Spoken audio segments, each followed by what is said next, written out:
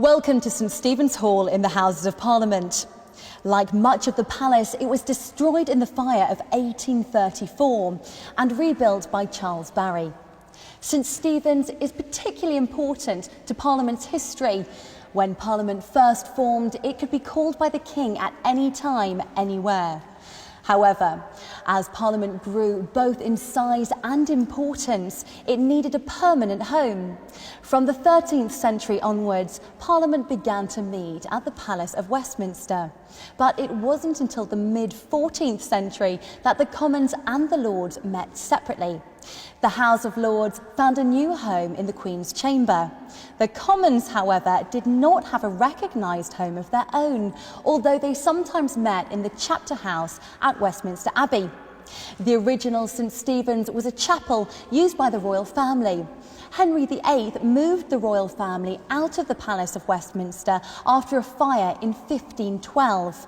In 1547, Edward VI decided to grant the Commons permanent use of the chapel, and the chamber remained here until 1834. While in St Stephen's, members of the House of Commons sat alongside both walls of this narrow space, and it's here that the adversarial style of the Commons today developed. The original position of the Speaker's chair is now marked by these brass studs on the floor. Today, both the House of Commons and the House of Lords have a Speaker. Their role is to chair debates and represent their respective House to others. In the Commons, the Speaker also decides who will speak in a debate. Until the 17th century, the Speaker was often an agent of the King, who would have to report news from Parliament. As with many important political roles, the Speaker would sometimes fall foul of the monarch. 7 speakers were beheaded and 1 was murdered. From time to time, Parliament clashed with the monarch over its powers. In the 17th century, attempts to exert control over the government of Charles I led to civil war in 1642.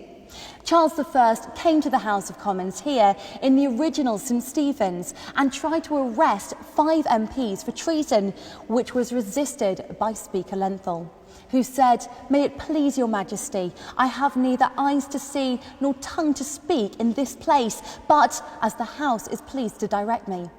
Effectively, Speaker Lenthal asserted his position as a parliamentarian rather than as an agent of the King. As the home to the Commons for over 300 years, St Stephen's witnessed many important political events. Great parliamentarians such as Robert Walpole, William Pitt and James Fox, whose statues you can see today, debated here.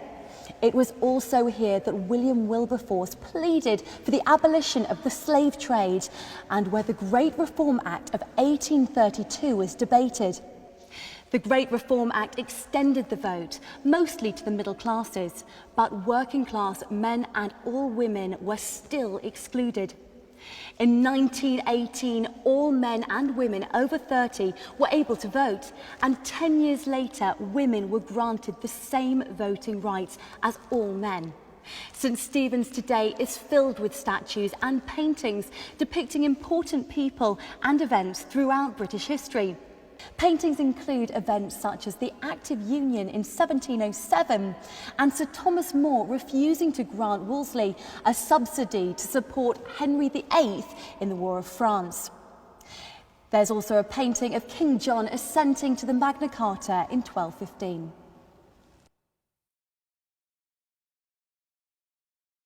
The other films in this series will show you the debating chambers used by the Lords and Commons, parts of the Old Palace, as well as introducing you to the work that Parliament does. We hope you enjoy your tour.